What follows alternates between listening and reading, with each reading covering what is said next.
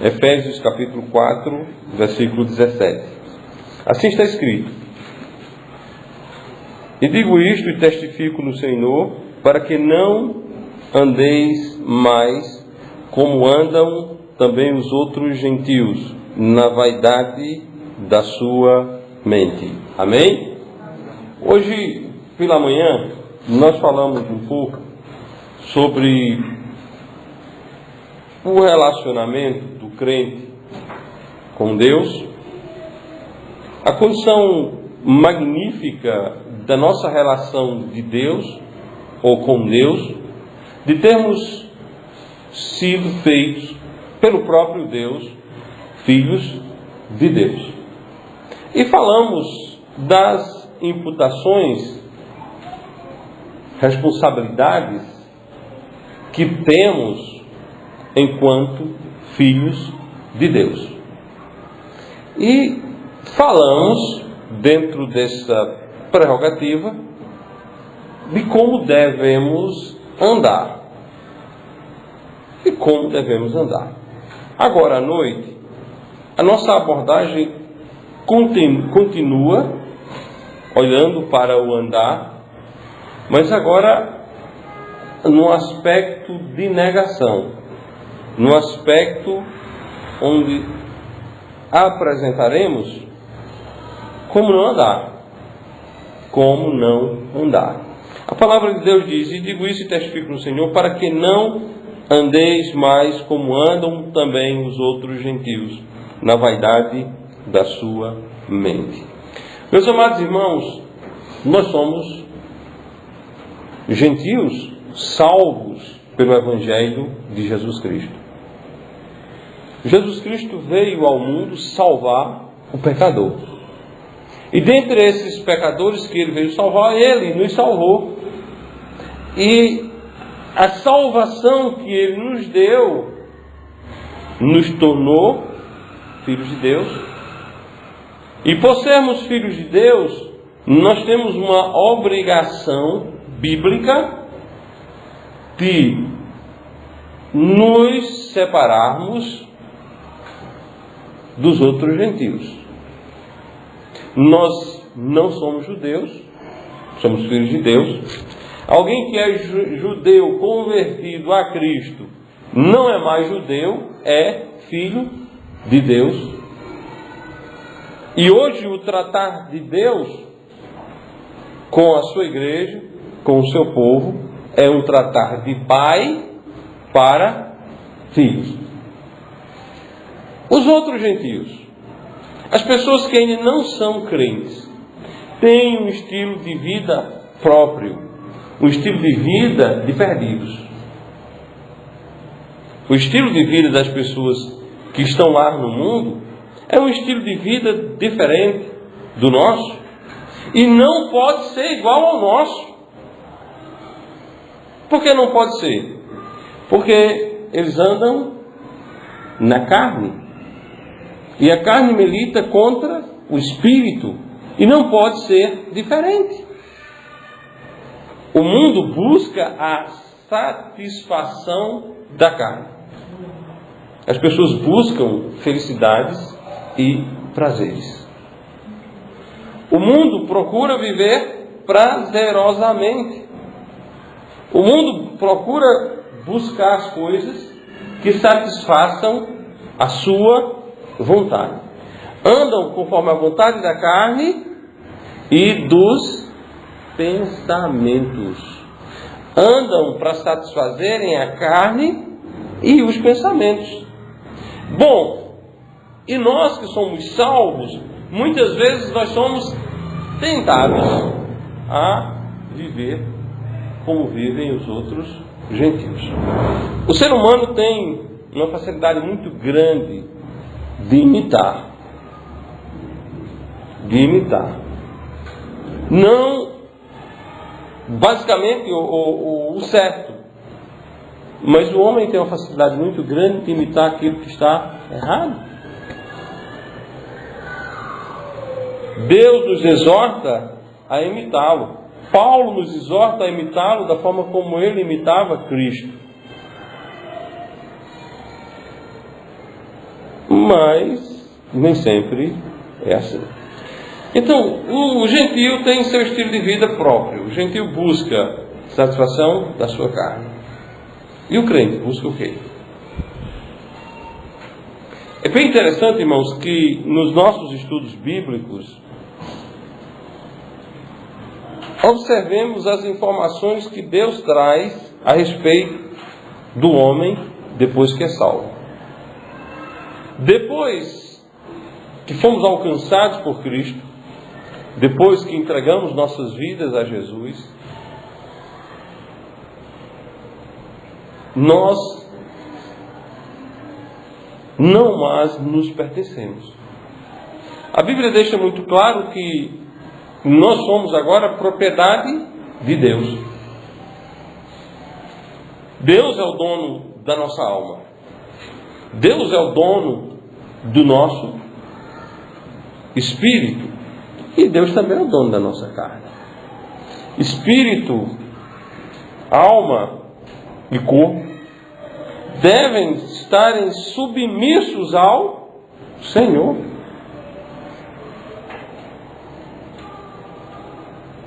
O nosso espírito, a nossa alma, o nosso corpo devem estar em perfeita e total submissão ao Senhor. No capítulo 5 de 1 Tessalonicenses, primeira epístola de Paulo aos Tessalonicenses,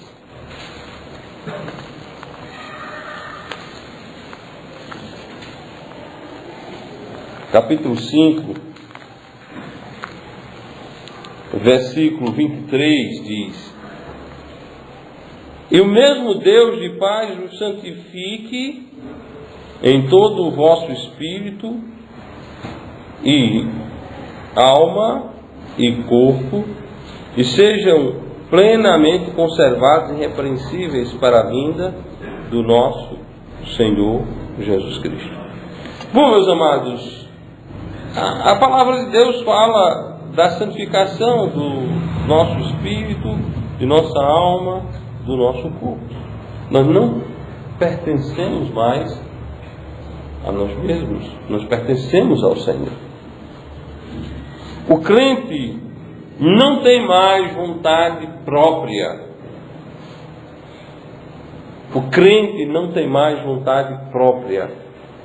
Não é que você é robotizado, mas não é mais importante a nossa vontade.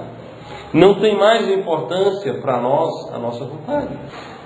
Quando nós agirmos e quando nós agimos de conformidade com a Bíblia, a vontade de Deus é extremamente mais importante do que a nossa. A vontade de Deus para mim, para a minha vida.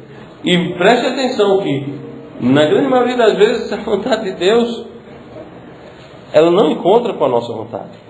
Pelo contrário, a nossa vontade contradiz a vontade de Deus. Mas o crente precisa aprender, sabiamente, a buscar a perfeita vontade de Deus. A perfeita vontade de Deus. Buscar a vontade de Deus não é para a vida dos outros, é para a nossa própria vida. Eu não estou dizendo que você não queira que os outros também andem na vontade de Deus, mas a nossa maior preocupação deve ser conosco. A vontade de Deus tem que estar sendo feita na minha vida. Quando Jesus ensinou a orar, ele disse: seja feita a tua vontade assim na terra como ela é feita no céu.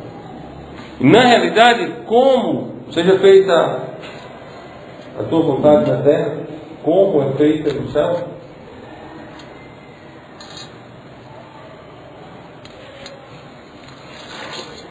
Jesus não está orando pedindo que a vontade de Deus seja feita no céu, não. No céu a vontade de Deus é feita. A vontade de Deus na minha vida. Irmãos, às vezes nós temos medo da vontade de Deus, né? às vezes nós temos medo da vontade de Deus. Sabia que a vontade de Deus tira de nós a zona de conforto, o comodismo,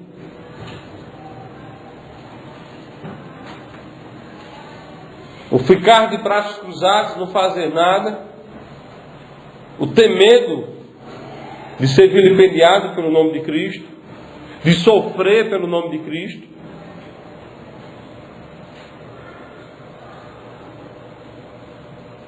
A vontade de Deus, muitas vezes, quebra os nossos planos, quebra os nossos projetos. Porém, irmãos, a vontade de Deus sempre é muito bem acompanhada e encaminhada pela graça de Deus. Pode ter certeza disso. A vontade de Deus para a nossa vida, ela é graciosa. E nós não podemos deixar de anelarmos pela vontade de Deus em nossa vida. Em Romanos, capítulo 12,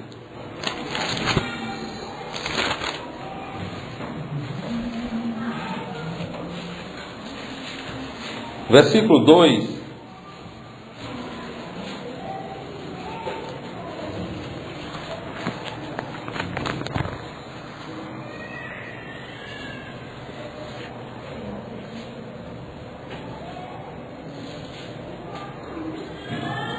diz o seguinte: e não sede conformados com este mundo, mas sede transformados pela renovação do vosso entendimento, para que experimenteis qual seja a boa, agradável e perfeita vontade de Deus.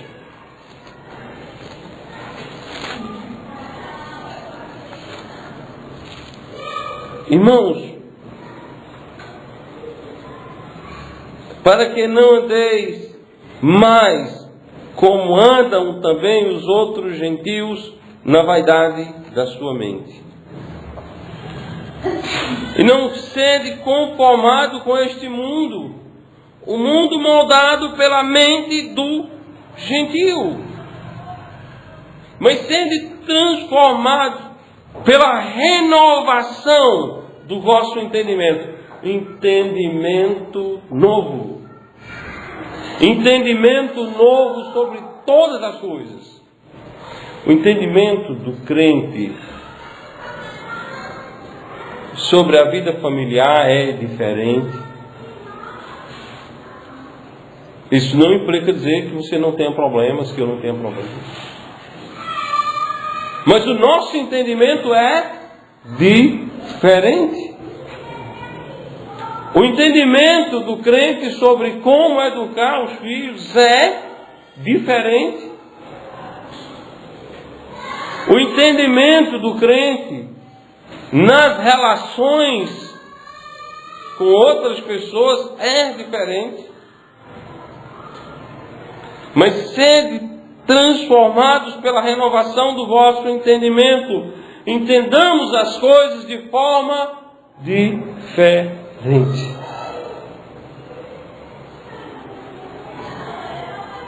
O texto que o irmão Rivanildo leu inicialmente foi muito apropriado para hoje à noite. Na realidade, Provérbios é sempre muito apropriado para a vida de crentes. O livro de Provérbios é muito apropriado sempre para a vida do crente. Sempre. Porque o livro de Provérbios é esse chamar a um entendimento diferente, de olharmos as coisas de modo diferente do mundo, do gentio.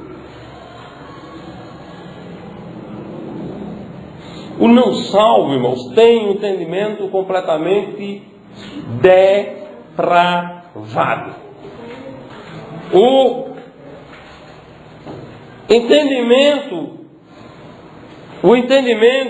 do gentio, do perdido, é depravado. O crente cai em pecado. O perdido faz a sua habitação no pecado.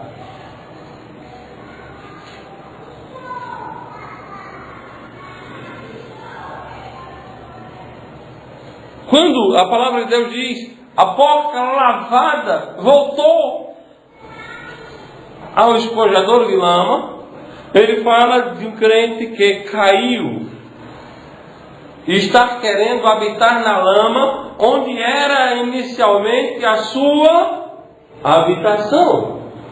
A palavra de Deus diz, o cão volta ao próprio vômito.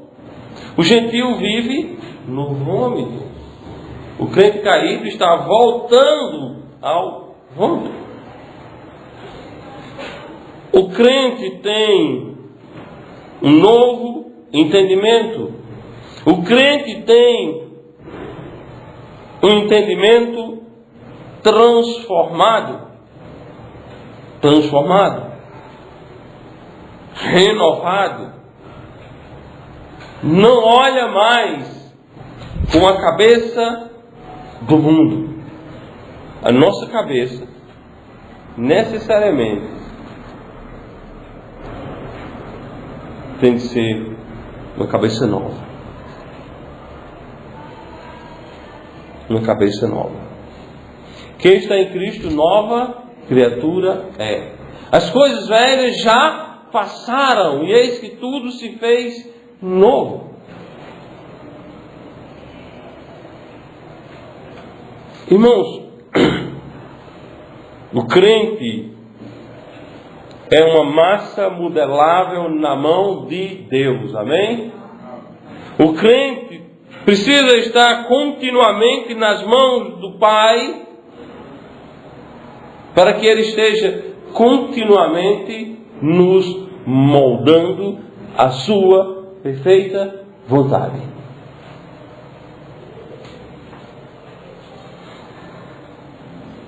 Mas sede transformados pela renovação do vosso entendimento, para que experimenteis qual seja a boa, agradável e perfeita vontade de Deus. A vontade de Deus para a nossa vida, irmãos, ela é boa, perfeita e agradável.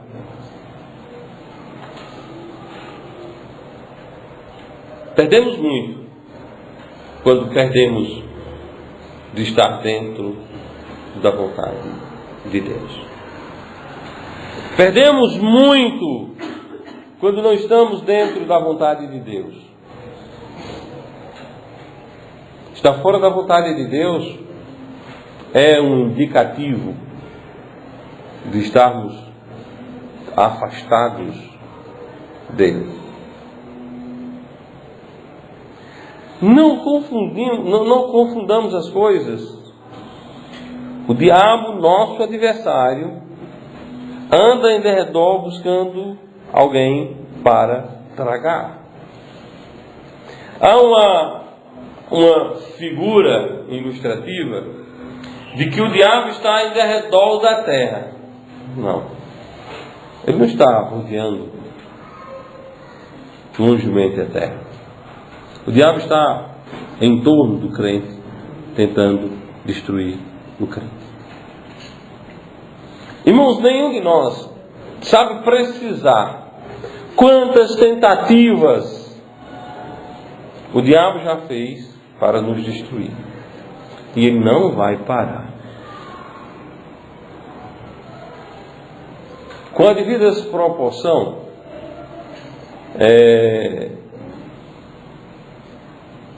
o coiote está longe. Aquele desenho que tem um coiote e tem um papas léguas.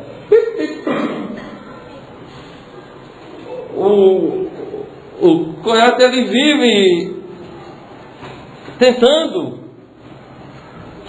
criando meios para tentar pegar o Papaléguas. O diabo trabalha mais para a destruição do crente. Bom, mas graças a Deus que nós temos o Espírito Santo de Deus, graças a Deus que nós temos a proteção de Deus, graças a Deus que nós temos as promessas de Deus, graças a Deus que nós temos a igreja de Deus, e graças a Deus, mas graças a Deus mesmo, que nós temos a palavra de Deus. Nós temos a palavra de Deus. Irmãos, a vontade de Deus, ela é boa. A vontade de Deus é agradável. A vontade de Deus é perfeita. Não vamos ter medo da vontade de Deus. Não vamos ter medo da vontade de Deus. O hino diz: deixa a luz do céu entrar, não é? O hino do cantor cristão: deixa a luz do céu entrar. No mesmo hino fala: as trevas dissipar. Onde a luz entra, as trevas saem. Devemos deixar a luz de Deus adentrar na nossa vida completamente. O crente é luz. É luz do alto. É luz de Deus. É a luz da terra. É a luz do mundo. Então devemos ter cuidado com a nossa vida para vivê-la de maneira digna de tudo que Deus tem feito, dado a nós.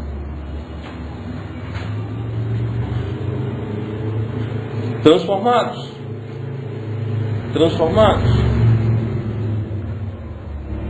E digo isso e testifico no Senhor, para que não andeis mais como andam também os outros gentios, na vaidade da sua mente.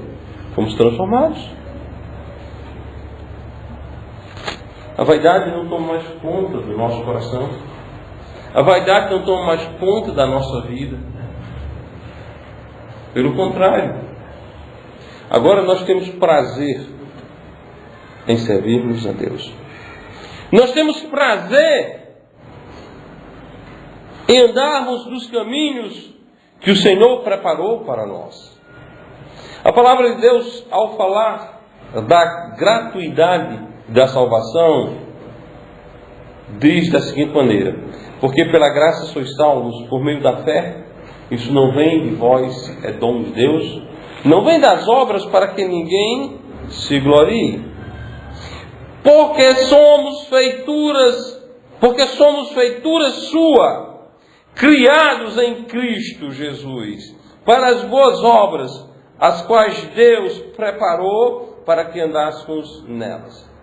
Deus preparou um caminho para que possamos trilhar. Deus preparou um caminho pelo qual possamos andar. Meus amados, a salvação é tão maior do que nós pensamos. Pela manhã, antes da mensagem, nós falamos um pouco sobre o inferno.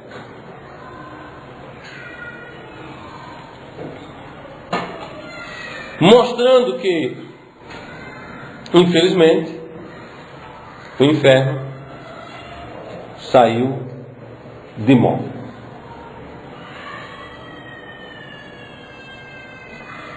Perdeu-se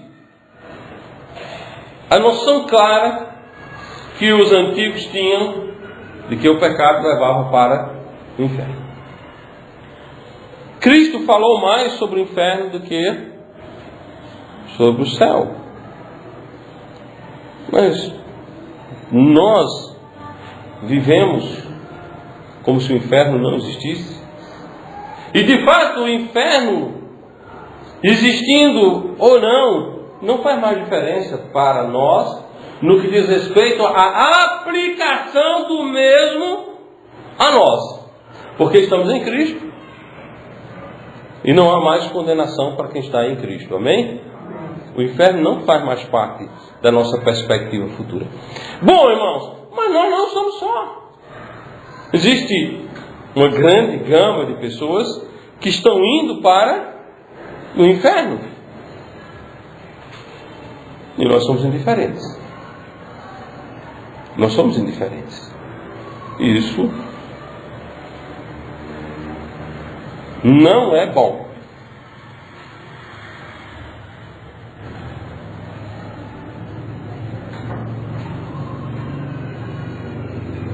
Os gentios têm como salário do seu pecado o inferno. E eles estão cegos e surdos em relação ao inferno. Mas você sabe. Você sabe. Eu sei. Nós sabemos da condenação. A condenação bíblica não é, irmãos, uma fábula, não é uma lenda, não é um conto religioso. É a pura realidade. A pura realidade. O inferno é um lugar onde o fogo não se apaga e onde a carne não é consumida, o bicho não se acaba. E Deus nos tirou da situação de condenados. Os gentios andam de qualquer maneira. Os gentios andam de qualquer maneira. Porque os gentios estão indo para lá. O crente está indo para o céu. Então vamos andar diferente.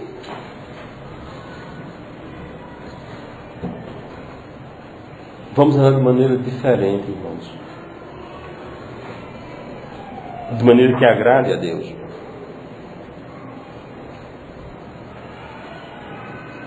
A vaidade da mente não faz mais parte da nossa vida. Mas às vezes nós agimos vaidosamente. Às vezes nós, enquanto crentes, que não deveríamos agir assim, mas agimos por vaidade. E eu não estou falando da vaidade de se arrumar, por exemplo. Um dia desse, uma pessoa chegou para mim e disse: vocês usam vaidade? As mulheres da Igreja Batista usam vaidade? Eu disse: não. Mas não usam brinco, não passa batom? Bom, isso não é vaidade. A não ser que alguém coloque o coração nessas coisas, aí sim é vaidade. Bom, agora essas coisas também só têm graça se forem usadas moderadamente. Reboco não combina realmente com o crente. Não é novidade, não é vaidade, mas não combina. Bom, vaidade, irmãos, é algo que sai de dentro do coração. É vaidade de não ouvir. É vaidade de perseverar no erro. Às vezes a gente não persevera no erro. Uma das coisas peculiares à pregação e obviamente aos crentes em Jesus Cristo é a honestidade consigo mesmo, principalmente. Então muitas vezes nós temos algumas coisas da vida que nós temos vaidade. Vaidade de não admitir que está errado, vaidade de não consertar algo. Essas coisas acontecem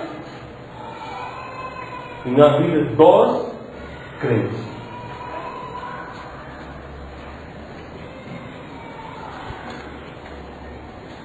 E obviamente dos pastores também. Porque só pode ser pastor se for crente.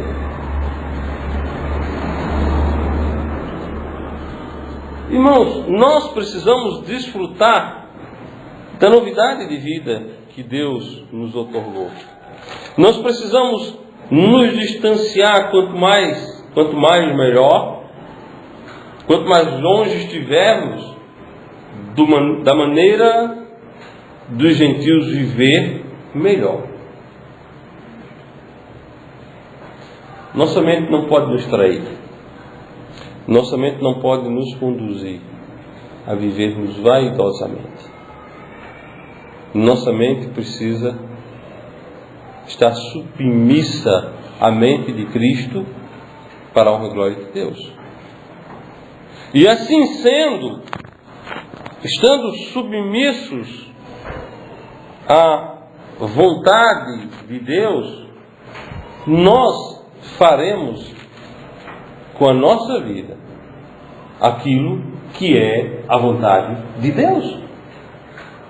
Se estivermos submissos à vontade do Senhor,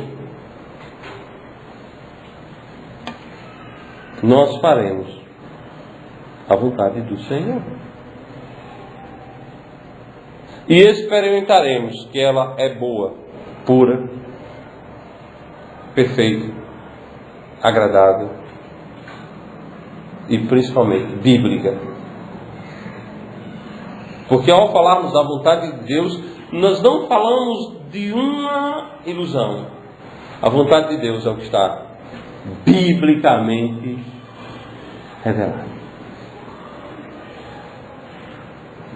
Então devemos, amados irmãos, orarmos uns pelos outros, não vaidosamente. O que seria orar vaidosamente? Senhor, graças te dou que eu não sou como aquele irmão tão desmantelado que vive cheio de pecado. Eu sou um crente quase um brilhante fariseu. Não.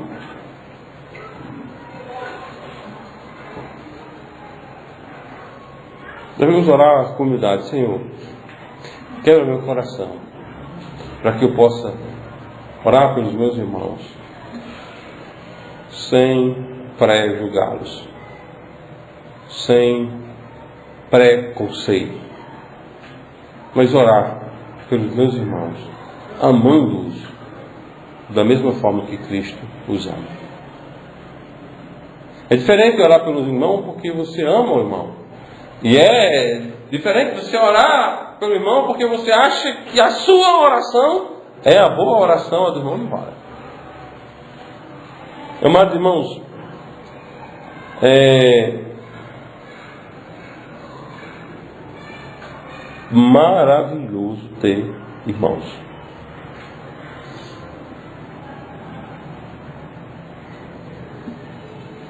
É maravilhoso ter irmãos.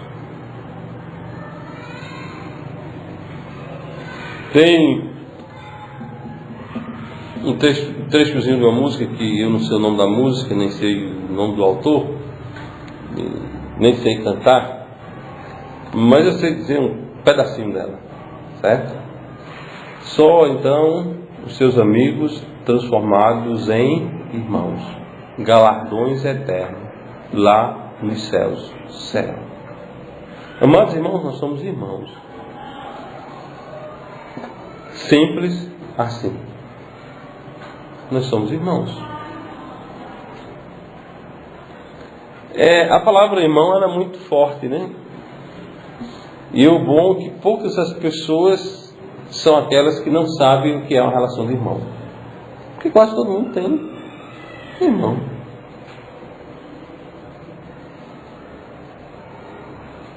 Irmão é chato. Irmão arenga. Irmão às vezes é inconveniente. Mas na hora do aperto, normalmente os irmãos chegam primeiro do que os amigos.